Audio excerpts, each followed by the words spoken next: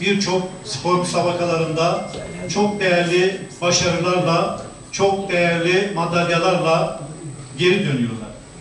Bütün bunların arkasında Sayın Kaymakamımızın ve muhterem ekibinin verdiği destek, ilgi ve alaka sayesinde biz bu güzel başarıları elde edebiliyoruz. Sayın Kaymakamımız göreve başladığı günden itibaren eğitimi hep birinci önceliğini almıştır. Hep eğitimci arkadaşlarımızın ve bizim yanımızda olmuştur. Okulların önemini anlamak için bir çocuğunuzun bir okulda okuyor olması yeterli. Biz okulların ihtiyaçları noktasında yapabileceğimiz ne varsa 7-24 esaslı gelen taleplere hızlıca müdahale etmeye çalışıyoruz. Bu anlamda yapmış olduğumuz da güzel örnekler var. Müdür Bey bahsetti. WhatsApp hattı okul müdürleriyle doğrudan iletişim kurabiliyoruz. Bizimle ilgili olmasa dahi ilgili kuruma doğrudan yönlendirme yaparak ya da takip ederek varsa bir problemi çözmeye çalışıyoruz.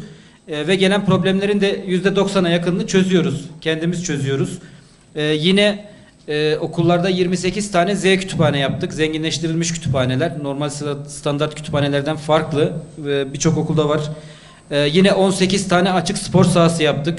İpek Yolu Belediyesi olarak. Neredeyse tüm okullarımızda asfalt ve parke ile okul bahçelerinde özellikle temiz kuru bir alan elde ettik. Tüm okullarda yine çevre düzenlemesi, ağaçlandırma, yeşillendirme çalışmaları yaptık. 30 tane oyun grubu yaptık. Özellikle kırsaldaki tüm okullara çocuklar için oyun grupları yaptık. Kırtasiye yardımımız oldu. Her senenin başında kırtasiye yardımlarımız oldu. Bildiğiniz üzere sinema, tiyatro, çevre konusunda okullara gelerek ya da okullardan öğrencileri taşıyarak eğitim ve çalışmalarımız oldu. Bu anlamda sizin de şahit olduğunuz şekilde birçok etkinliğimize çocuklarımızı taşıyarak götürdük. Sizin kendi etkinliklerinizde birçok araç, ekipman desteği sunduk.